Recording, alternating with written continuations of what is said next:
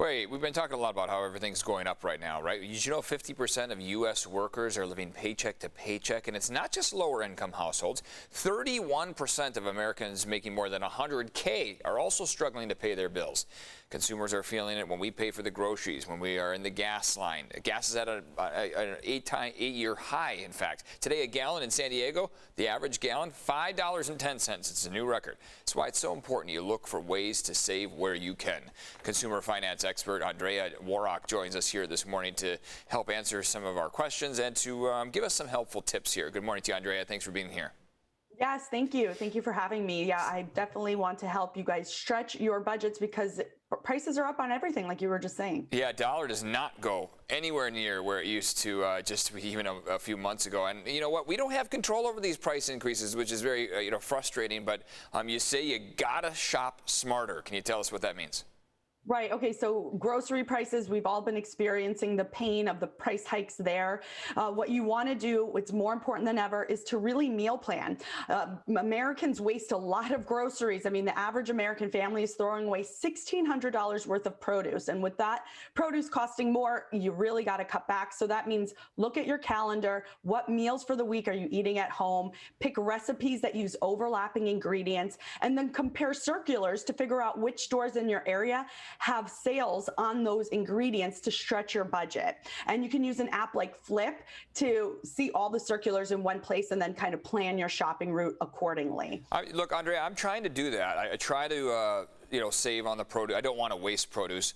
But I find myself going back to the grocery store multiple times a week, which is bad for the gas prices. So someone like me, how do you get around that? You can order online. You can oftentimes find free delivery coupons.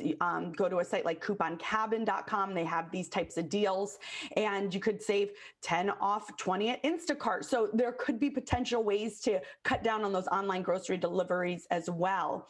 And with that in mind, gas, obviously you were talking about it at 8-year high. Right. Make sure you're comparison shopping just like you would for a new TV. There's an app called Gas Buddy, which provides a current gas price list based on your area or location. So if you are on the road, on a road trip, this will show you the cheapest gas station near you. You also want to pay with cash when possible because that's that cheapest advertised price. Once you swipe your debit or credit card, you're looking at paying 10 to 15 cents per gallon more. And then, shop for groceries strategically.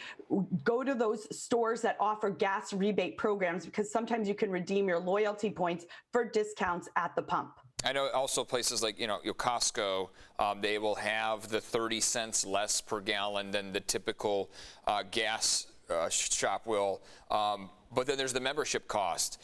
Is something like this, does that kind of offset that cost? I mean, you have to do the math on it, but we save 30 cents a gallon, 40 cents a gallon right now. That is going to add up, right?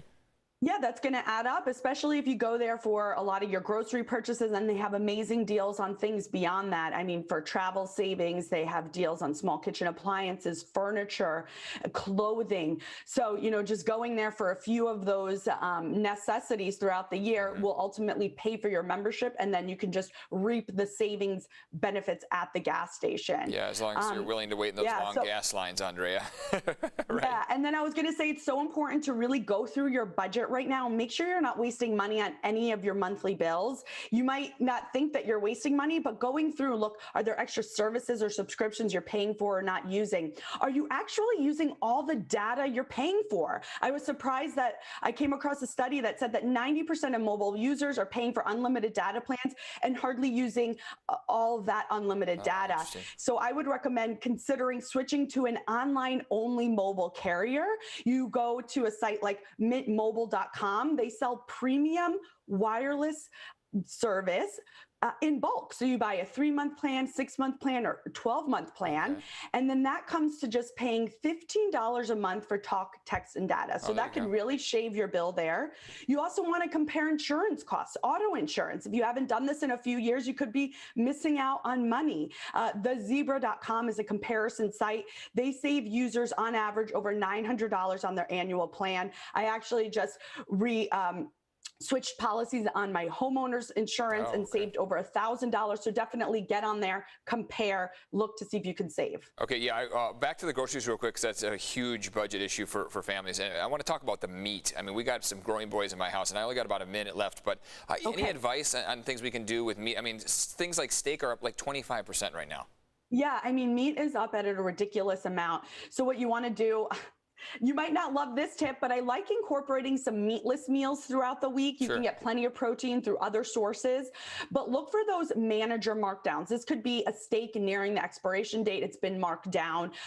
So ask your store manager if they have this in stock. Buy it in bulk. Costco, Sam's Club would have the best deal on meat in bulk as well. Make sure that you're buying the larger slab of meat. Anything that's been marinated or seasoned or cut up, trimmed, that's going to cost more per pound. Absolutely. So look at the price per pound to help you save.